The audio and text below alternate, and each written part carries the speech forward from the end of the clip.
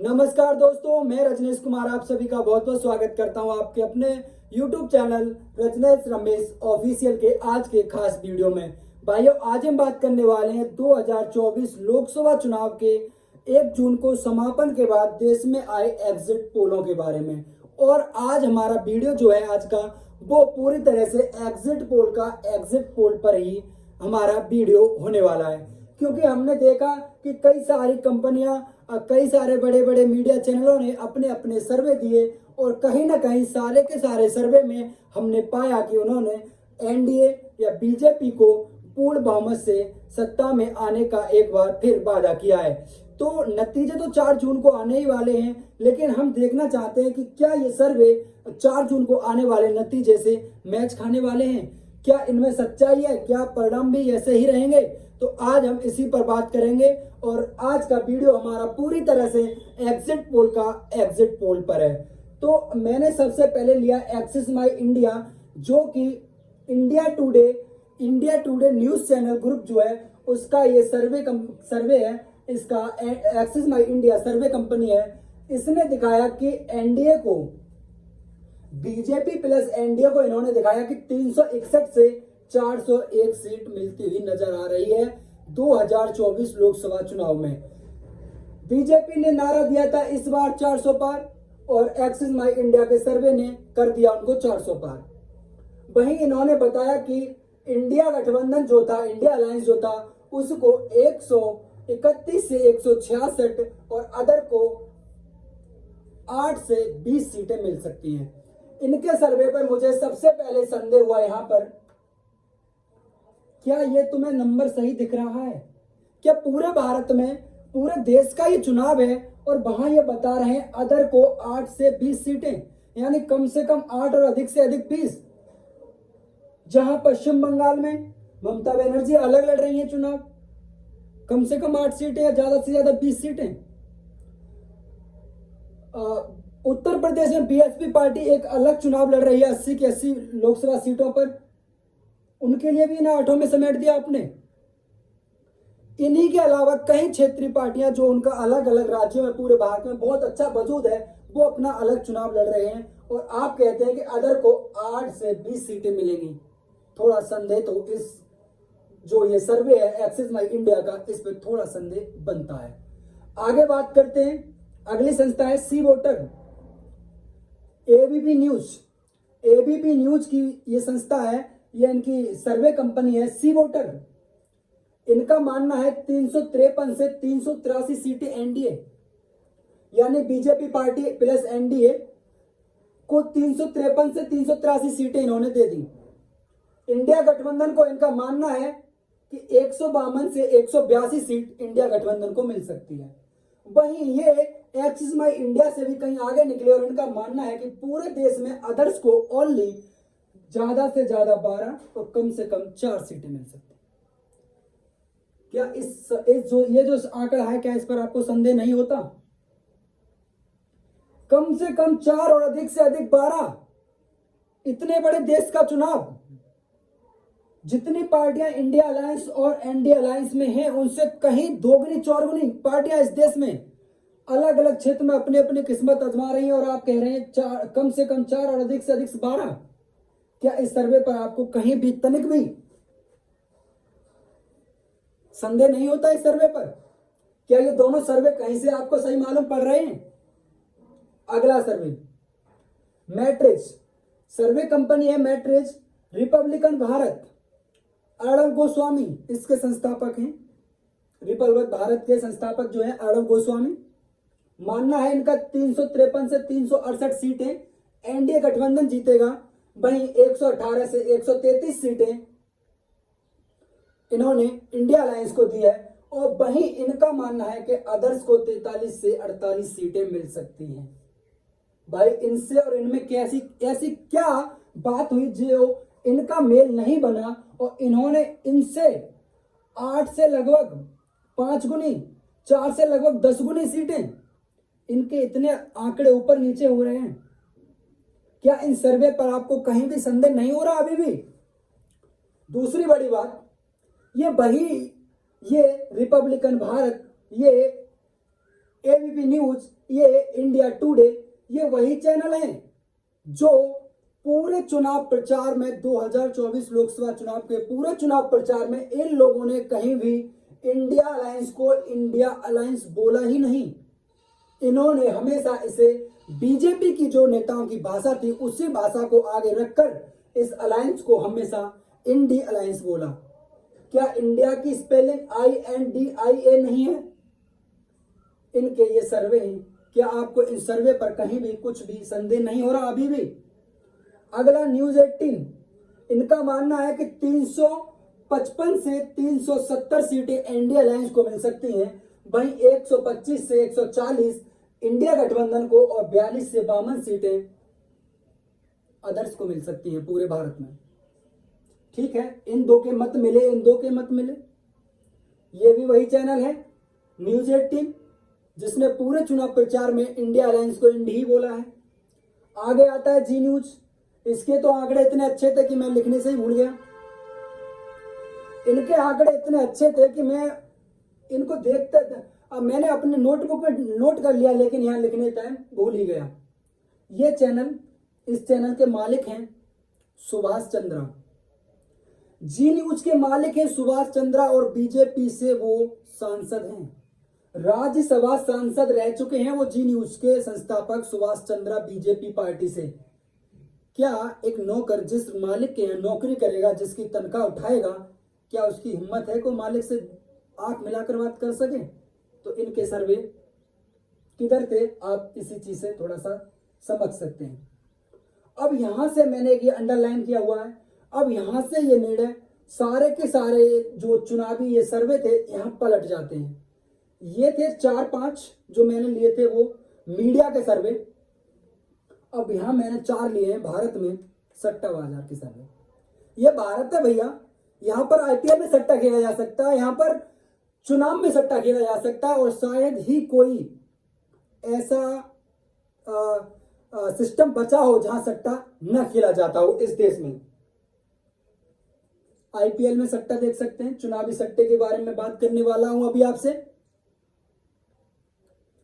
इस देश के बड़े बड़े लोग जिन्हें आज का युवा अपना आइडल मानता है वो इस देश में सट्टे का बढ़ावा करते हैं और उन्हीं का कारण है, उस सट्टे का बढ़ावा करने का ही कारण है। आप ड्रीम 11 को देखेंगे, आप सर्कल माई 11 सर्कल को देखेंगे, बड़े बड़े जिन्हें आज का युवा अपना आइडल मान रहा है और वो लोग सट्टे को बढ़ावा देते हैं। उसी बढ़ावे के चक्कर में आज चुनाव में भी ये सट्टा चलने लगा है और ये साइडें बड़े बाकायदा गूगल पर आपको देखने को मिलेंगी, अखबारों में बड़ी बड़ी हेडलाइंस इनकी छपी मिलेंगी। देश में बताया जाता है कि सट्टा कोई चीज है, खेलो आप भी खेलो। इनका भाव भी बाकायदा लिखा हुआ है। जहां से मैंने इन साइडों को ढूंढा, मैंने देखा किसी को 1 रुपया, किसी पर 50 पैसे, मुझे समझ में ही नहीं आ रहा कि सट्टा लगता कैसे है। लेकिन बड़े बड़े अखबारों में, बड़ी बड़ी न्यूज चैनलों पर, बड़ी बड़ी साइटों पर इनका पूरा बाकायदा ब्यौरा लिखा हुआ है। लेकिन यहां लिखने का मेरा पर्पज कुछ और था, उसे मैं अब आपको समझाना चाहता हूं। इन 5 की 5 सर्वे में आप कहीं नहीं पाएंगे कि इंडिया अलायंस को बहुमत मिल रहा है या बहुमत के कहीं करीब भी है, क्योंकि इंडिया में जो जादुई नंबर है सत्ता पाने का लोकसभा चुनाव में वो है 273। अब यहां आप देखेंगे कहीं 200 तो बहुत दूर की बात, 250 का आंकड़ा भी नहीं दे रहे ये लोग। ठीक है, कोई बात नहीं, आगे बात करते हैं इन 4 सर्वे पर जो सट्टा बाजार के सर्वे हैं। फौलादी सट्टा बाजार का जब मैंने सर्वे देखा तो उनका मानना है एनडीए को 250 ± 5 सीटें मिल सकती हैं, यानी इनका मानना है कि बीजेपी बहुमत से दूर है। वहीं जब मैंने इंडिया अलायंस का देखा तो इनका मानना है कि 245 ± 5 इंडिया अलायंस को सीटें मिल सकती हैं। यानी इनका मानना यह है कि पूरी तरह से दोनों ही इंडिया अलायंस बहुमत के जो जादुई आंकड़ा है उससे दूर है और इनका मानना है कि 50 सीटें ± 5 अदर्स को मिल सकती हैं। वहीं दूसरा सर्वे जब मैंने देखा तो वो है अहमदाबाद सट्टा बाजार का। जब मैंने ये सर्वे देखा इनका तो पाया कि 270 ± 5 एनडीए गठबंधन को मिल सकता है। वहीं 190 ± 5 इन्होंने इंडिया गठबंधन को और 80 ± 5 इनका मानना है कि अदर्स को भारत में पूरे भारत में लोकसभा सीटें मिल सकती हैं। वहीं जब मैंने अगला देखा कोलकाता सट्टा बाजार को, जब मैंने देखा तो पाया कि 260 प्लस माइनस 5 इंडिया अलायंस को, 230 प्लस माइनस 5 इंडिया अलायंस को, 50 प्लस माइनस 5 इनका अदर्स को। वहीं मैंने देखा करनाल सट्टा बाजार, जब मैंने देखा तो पाया कि 260 प्लस माइनस 5 इंडिया अलायंस को दे रहे हैं, ये भी 230 प्लस माइनस 5 इंडिया गठबंधन को दे रहे हैं, और वहीं 50 प्लस माइनस 5 अदर्स को दे रहे हैं। इसमें यदि इस अहमदाबाद सट्टा बाजार को थोड़ी देर के लिए अगर हम छुपा लें तो हम पाते हैं कि किसी भी सट्टा बाजार में ये नहीं दिख रहा कि किसी एक गठबंधन की बहुमत से सरकार बनने वाली है। और इन्होंने भी जो नंबर माना है वो जादू ही मार्क 273 और उसके माइनस में 5 करके माना है इन्होंने भी। यानी इनका भी संशय है कि एनडीए गठबंधन भी जादू आंकड़े तक पहुंच पाएगा या नहीं पहुंच पाएगा, ये भी संशय में है। हमने ये 9 एजेंसियों के सर्वे देखे, लगभग अभी मेरे पास 9 मैंने यहां लिख दिए, और कम से कम 9 से 10 की संख्या में अभी और भी सर्वे मैंने अपने पास अपने नोटबुक में नोट करके रखे हुए हैं। ज्यादा लिखता उससे भी कोई फायदा नहीं, क्योंकि समझदार को इशारा ही काफी है, जिसे समझना है वो यहां से ही समझ लेगा। अब जब मैंने ये देखा तो मैंने किसी भी सर्वे के सीईओ, सीएमडी या अन्य कहीं भी किसी ने ये नहीं बताया कि हमने ये जो सर्वे किया इस आधार पर है। इस देश का ये चुनाव था, पूरे देश का चुनाव था, 543 सीटों का चुनाव था, और एक लोकसभा के अंदर लगभग 2000 से अधिक आप पाएंगे कि वहां पर बूथ होते ही होते हैं। लगभग 2000 प्लस की संख्या में आपको हर लोकसभा में पोलिंग्स और बूथ मिलेंगे, और हर लोकसभा में लगभग कम से कम 15 लाख और अधिकतम 20 प्लस लाख तक मतदाता है प्रत्येक लोकसभा में। और आप चाहते हैं कि कहीं 500 लोगों से अगर आपने बात कर ली तो क्या आप सर्वे दे पाएंगे? जिस लोकसभा क्षेत्र में मतदाताओं की संख्या है 15 और 20 लाख के आसपास, और उस लोकसभा क्षेत्र में आप 500 लोगों से बात कर क्या आप उसका औसत निकाल सकते हैं? लेकिन इन्होंने ये निकाल कर ये सर्वे दे दिया आपको। क्या आप मानते हैं कि कहीं आप एक बाजार की दुकान पर गए और वहां आपने 10 लोगों को देखा, और हो सकता है वो 10 के 10 लोगों में से 8 लोग एक समाज के हों, और उन्होंने अपने प्रत्याशी को दे दिया? क्या एक प्रत्याशी के फेवर के वो लोग हों? लेकिन नहीं, सर्वे तो यही है। मीडिया ने बड़े अच्छे से इनको, कल शाम में देख रहा था, जैसे ही चुनाव प्रचार थमा उसके बाद इनका बोलबाला, अपने अपने टीआरपी बढ़ाओ, अपना अपना नंबर दो। लेकिन इन नंबर को देने के बाद अगले चुनाव तक ये लोग आपको कहीं नजर भी नहीं आएंगे। नंबर दे दिया, 5 वर्ष अभी देंगे, 5 साल तक गायब। लेकिन लोग इसी में अब 3 दिन के लिए लोग परेशान हो जाएंगे। जिन्होंने इंडिया अलायंस को, गठबंधन को मेहनत किया, उनकी तो भूख प्यासी खत्म हो जाएगी, एनडीए वाले खुश हो जाएंगे। लेकिन किसी भी कंपनी ने, किसी भी सर्वे कंपनी ने यह नहीं बताया कि हम इस तरीके से इन पहलुओं पर सर्वे करते हैं और तब जाके हम ये नंबर निकालते हैं। लेकिन हमने भी इस चुनाव को बहुत नजदीक से देखा था। जब इन्होंने सर्वे दिए, सारे सर्वे देखे, उसके बाद हमारा इतना बड़ा वजूद तो नहीं कि हम पूरे देश की बात कर लें, लेकिन हमने प्रदेश की, उत्तर प्रदेश की बहुत सारी सीटों पर हम गए और वहां पर हमने चुनाव को देखा बहुत नजदीक से। उसके बाद हमने भी सर्वे किया तो हमने पाया कि यूपी में एनडीए अलायंस को कम से कम 45 और अधिक से अधिक 55 सीटें हमने पाया कि एनडीए अलायंस को 45 से 55 सीटों के बीच में एक नंबर मिलने वाला है। वहीं इंडिया अलायंस का पाया कि कम से कम 25 और अधिक से अधिक 35 सीटों पर इंडिया अलायंस जीत पाने में सक्षम हो सकता है। वहीं हमने बीएसपी को भी पाया कि 0 से 3 सीटें ऐसी बन रही हैं कि 2024 में भी बीएसपी अपना 0 से 3 सीटें पा सकती हैं। इन्होंने तो नहीं बताया कि इन्होंने सर्वे किया कैसे, लेकिन हमने ये सर्वे किया कैसे है मैं अपना सर्वे आपको इसी बोर्ड के माध्यम से पूरी तरह समझाने की कोशिश करूंगा। अगर यहाँ तक आपको खबर अच्छी लगी हो तो आपसे एक निवेदन रहेगा कि वीडियो अगर जानकारी पसंद आ रही है तो वीडियो को लाइक कर दें और हमारे साथ जुड़े रहने के लिए चैनल को सब्सक्राइब करके बेल आइकन ऑन कर लें। तो अब मैं बात करूंगा कि हमने जो सर्वे ये दिया है वो किस तरह दिए है। मेरा गृह लोकसभा क्षेत्र है अलीगढ़ और मैं अलीगढ़ लोकसभा का ही यहाँ पर अभी पोस्टमार्टम करूंगा और आपको बताऊंगा कि हमने सर्वे किया कैसे है और ये नंबर्स कैसे हमने पाए हैं। भाइयों अब आइए बात करते हैं लोकसभा क्षेत्र अलीगढ़ के बारे में। अब किन किन पहलुओं पर हमने ये आंकड़े ये नंबर निकाले हैं उन पहलुओं पर मैं आपसे बात करने वाला हूं। पहले मैंने जाति समीकरण को समझने की कोशिश की कि लोकसभा क्षेत्र अलीगढ़ का जाति समीकरण आखिर है क्या। लोकसभा क्षेत्र जातीय समीकरण जब मैं समझा अलीगढ़ का तो मैं पाता हूं कि लोकसभा क्षेत्र अलीगढ़ में लगभग 2 लाख की संख्या में जहां पर जाट समुदाय के मतदाता हैं। 60% के आसपास अलीगढ़ में वोटिंग हुई थी। तो हमने नंबर से एकदम क्लियर आ सके, ज्यादा कैलकुलेशन ना करनी पड़े, इसलिए हमने 60 को माना। यहां भी नंबर पूरे लिए हैं और यहां भी अच्छी कैलकुलेशन के लिए 60 को हमने माना है कि 60% वोटिंग अलीगढ़ में हुई थी। हम पाते हैं कि 2 लाख मतदाता यहाँ पर जाट समुदाय के हैं और उसमें से 60% यदि वोटिंग हुई तो 1,20,000 की वोटिंग हो गई। समाजवादी पार्टी के कैंडिडेट थे चौधरी विजेंद्र सिंह और बीजेपी पार्टी के कैंडिडेट थे सतीश गौतम, जो लगातार 2 बार से सांसद हैं, तीसरी बार चुनाव मैदान में हैं। और वहीं बीएसपी पार्टी से उम्मीदवार से बंटी सिंह उपाध्याय। तो बंटी उपाध्याय बीएसपी पार्टी के उम्मीदवार, चौधरी विजेंद्र सिंह समाजवादी पार्टी इंडिया गठबंधन के और Satish Gautam BJP plus NDA गठबंधन के प्रत्याशी थे। हमने जाट समुदाय का 60% निकाला 1,20,000 और उसको मैंने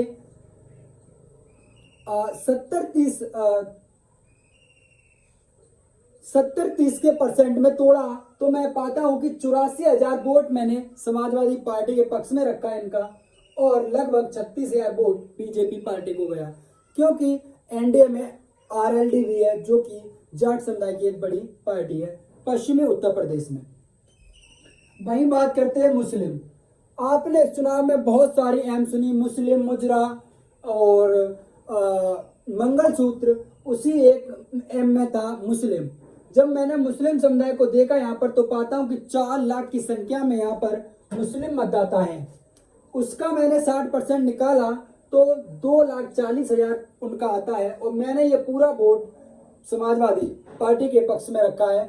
ना इसको मैंने बीजेपी और ना ही बीएसपी में कुछ भी मत दिए हैं और ना देने का कारण भी मैं आपको बताऊंगा कि मैंने ये नंबर उधर एक भी नंबर कम क्यों नहीं किया।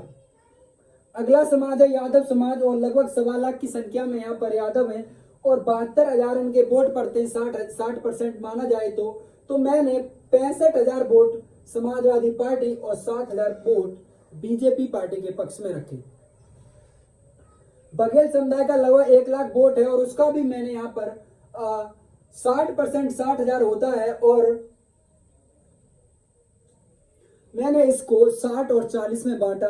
60% मैंने 36,000 इनको और 24,000 बीजेपी पार्टी को दिया। वहीं ब्राह्मण मतदाता यहाँ पर 2,30,000 है। 60% उनका 1,40,000 होता है। मैंने समाजवादी पार्टी को यहाँ पर एक भी नंबर नहीं दिया, कुछ भी वोट नहीं दिया ब्राह्मणों का और पूरा का पूरा 1,40,000 का 1,30,000 बीजेपी को, 10,000 वोट बंटी सिंह उपाध्याय, क्योंकि वो भी इसी समाज के हैं इसलिए मैंने महज इनको 10,000 वोट काटने लायक माना है और ये 10,000 वोट मैंने बीएसपी पार्टी को दे दिया। 1,30,000 वोट मैंने बीजेपी को और समाजवादी पार्टी को 0 नंबर दिया है। उसका भी कारण मैं आपको अभी बताऊंगा। वैसे मतदाताओं की संख्या लगभग 2,15,000 है अलीगढ़ लोकसभा क्षेत्र के अंतर्गत और इनका वोट पड़ता है 1,29,000। मैंने समाजवादी पार्टी कैंडिडेट को एक भी वोट यहाँ पर नहीं दिया वैश्य समुदाय का और मैंने 1,20,000 वोट बीजेपी पार्टी को और 9,000 वोट बीएसपी पार्टी को दिए हैं, क्योंकि बंटी सिंह उपाध्याय भी स्वर्ण समुदाय से आते हैं और उनको मैंने महज 9,000 वोट वैश्य में 9,000 वोट कटुआ माना है। 9,000 वोट का उन्होंने नुकसान पहुंचाया बीजेपी को। वहीं बात करूं ठाकुर मतदाता और लोधी मतदाताओं की, तो मैं पाता हूं कि इनके 81,000 वोट पड़ते हैं ठाकुर मतदाताओं के। 1.5 लाख की संख्या में यहाँ पर ठाकुर मतदाता है और उनका मैंने 27,000 वोट समाजवादी पार्टी को और 54,000 वोट बीजेपी पार्टी के कैंडिडेट को दिया है।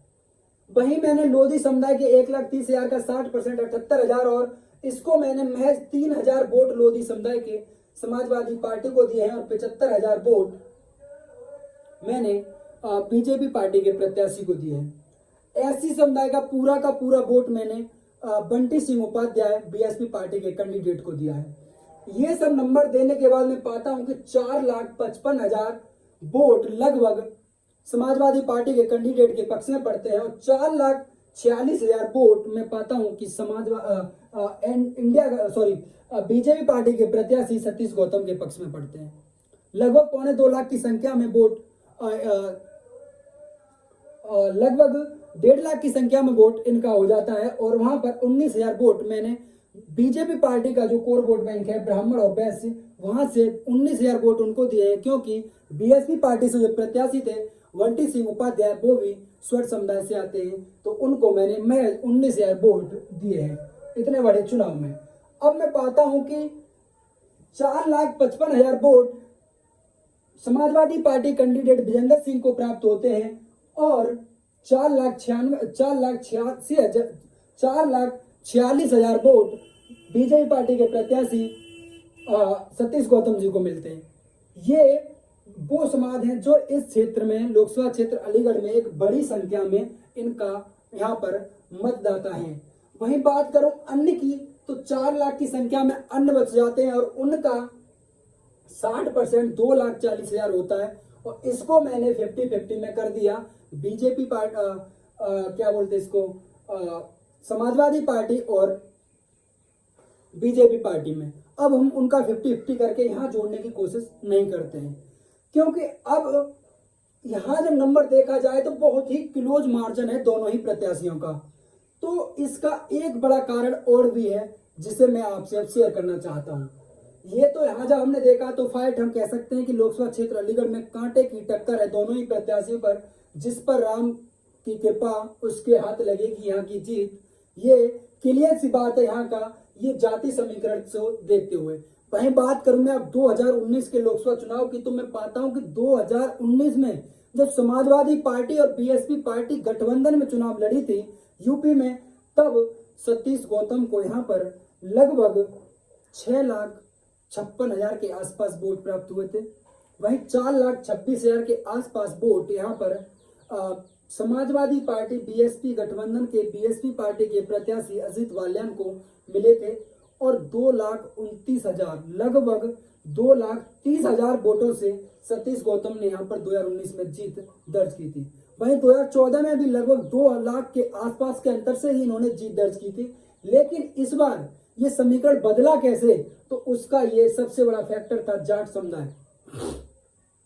जाट समुदाय से समाजवादी पार्टी का कैंडिडेट होने के कारण एक बहुत बड़ा मुकाबला अलीगढ़ में रोमांचित मुकाबला बन गया था। ये एक बहुत हॉट सीट बन गई थी जाट समुदाय के प्रत्याशी के आने से। वहीं दूसरी बात, आरएलडी पार्टी जो कि जाटों की पार्टी है पश्चिमी उत्तर प्रदेश में, वो इस बार एनडीए यानी बीजेपी के साथ है। इसलिए मैंने 60% मत जो पड़ा था उसका 60% मैंने माना है कि चौधरी विजेंद्र सिंह को मिला और 40% के लगभग बीजेपी को मिला। उसके बाद जो अगला यहाँ पर एक कंट्रोवर्सी पश्चिम उत्तर प्रदेश में एक अलग ही समाज ने एक अलग निर्णय लिया था इस बार, वो था क्षत्रिय समुदाय, ठाकुर समुदाय या मैं कहूँ राजपूत समुदाय। पश्चिमी उत्तर प्रदेश में जब चुनाव चल रहा था तो इस समाज की कई पंचायतें हुई, मीडिया में भी चला, प्रिंट मीडिया में भी चला कि उन लोगों ने हाथ उठाकर शपथ ली थी कि हम पश्चिमी उत्तर प्रदेश में बीजेपी पार्टी के प्रत्याशी को वोट नहीं करने वाले हैं।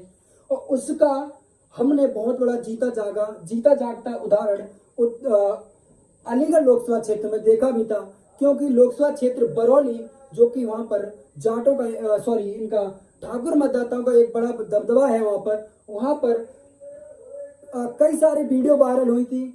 बैनर तो लगा हुआ है पीछे बीजेपी पार्टी का, बस्ता लिए हुए बैठा है व्यक्ति बीजेपी पार्टी का। लेकिन मीडिया वाले जब उनसे पूछ रहे थे, जो छोटे छोटे लोकल मीडिया, यूट्यूब मीडिया है, तो उनसे जब पूछ रहे हैं या सोशल मीडिया के माध्यम से जो चीजें वायरल हो रही थी वहां पा रहे थे हम कि वो कह रहे हैं कि इस बार साइकिल, इस बार साइकिल। क्यों? कहीं इस समाज में बहुत ज्यादा विरोध था। हालांकि ठाकुर समाज बीजेपी पार्टी का कोर वोट बैंक है, लेकिन इस बार प्रत्याशी को लेकर बीजेपी पार्टी के जो प्रत्याशी थे उनको लेकर अलीगढ़ में खासा विरोध था और इस समुदाय ने काफी हद तक विरोध किया था। उसी कारण मैंने इस जो 81,000 वोट पड़ा उसको मैंने 70 और 30 में बांटा है। महज 30% वोट मैंने माना कि उनका इस विरोध के खातिर, इस विरोध के चलते कट गया।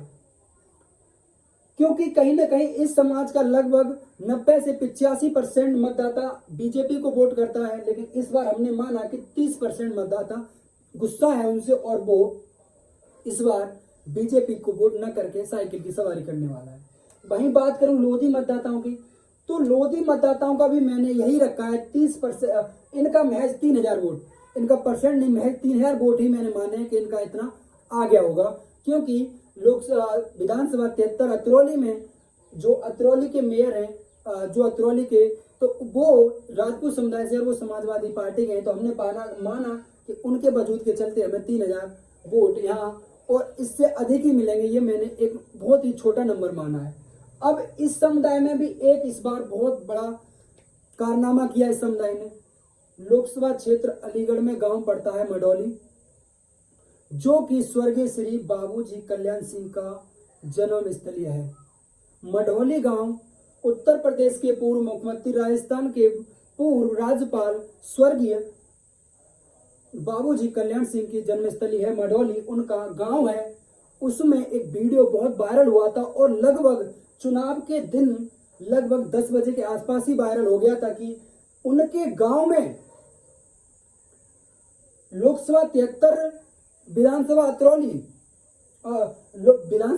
अतरौली से राजू भैया के बेटे यानी बाबूजी कल्याण सिंह के नाती विधायक हैं। और एक वीडियो बहुत वायरल हुआ था कि उनके गांव में जो प्रत्याशी को लेकर इतना विरोध था लोधी समुदाय के अंदर कि उनके गांव में जो व्यक्ति बीजेपी का बस्ता लिए बैठा था, जो बीजेपी का वोट डलवा रहा था, उसी ने 10 बजे उसकी वीडियो वायरल हो रही है कि बस्ता ही तो बीजेपी का है, मैं वोट साइकिल पर डलवा रहा हूं। इस सवाल का जवाब देने के लिए वहां पर विधानसभा 73 अतरौली से विधायक राजू भैया के बेटे स्वर्गीय कल्याण सिंह के नाती संदीप सिंह को जाना पड़ा और उन्होंने कहा कि जनता में थोड़ा सा आक्रोश है, लेकिन हमने सिचुएशन को संभाल लिया है। जो यहाँ पर एक कंट्रोवर्सी बन रही थी उसे हमने संभाल लिया है।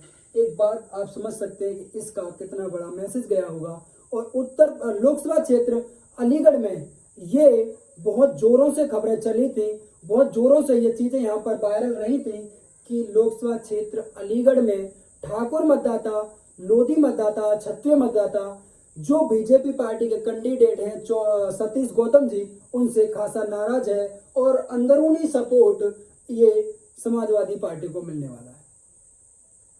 ये आंकड़े जो मैंने दिए बहुत ही क्लोज हैं और इन्हीं तरह से जो हमने यहाँ पर आपको दिखाई जानकारी, इसी की तरह से जब हमने पूरे उत्तर प्रदेश की सीटों पर ये चीजें गणना की और हार जीत के मार्जिन देखे और हम पाते हैं कि 2022 में जब यहाँ पर विधानसभा चुनाव हुए थे तो पांचों की पांचों विधानसभा पर अगर मैं बात करूं तो मैं पाता हूं कि 6,41,774 मत पांचों की पांचों विधानसभा पर बीजेपी पार्टी के कैंडिडेटों को प्राप्त हुआ। वहीं 3 विधानसभाओं पर समाजवादी पार्टी लड़ी थी और 2022 में आरएलडी समाजवादी पार्टी के साथ थी, तो उसके चलते लगभग 2,97,000 वोट समाजवादी पार्टी के पक्ष में पड़ा था। वहीं 74,425 मत आरएलडी के पक्ष में पड़े थे। आरएलडी 2024 में बीजेपी के साथ है। इसी के चलते मैंने यहां पर ये 40% वोट बीजेपी को दिया है आरएलडी का मान करते हुए। ये जो जानकारी थी हमने इसी तरह पूरे प्रदेश की कई सारी सीटों पर लगभग 80 में हमने ये जानकारी जुटाई और हम पाते हैं कि बीजेपी को कम से कम 45, अधिक से अधिक 55 और इंडिया गठबंधन को कम से कम 25, अधिक से अधिक 35 सीटें मिलने का अनुमान है। कैसी लगी हमारी ये द्वारा जुटाई जानकारी? अगर जानकारी पसंद आए तो लाइक करना। जो भी आपका सवाल सुझाव जो भी हो उसे आप मुझ तक पहुंचाने के लिए, मुझसे पूछने के लिए कमेंट बॉक्स में उसका आप लिख सकते हैं, मैं उसका जवाब आपको जरूर दूंगा। और जानकारी पसंद आए तो वीडियो को ज़्यादा से ज़्यादा शेयर करना। तो मिलते हैं अगले वीडियो में, तब तक के लिए जय हिंद, जय भारत।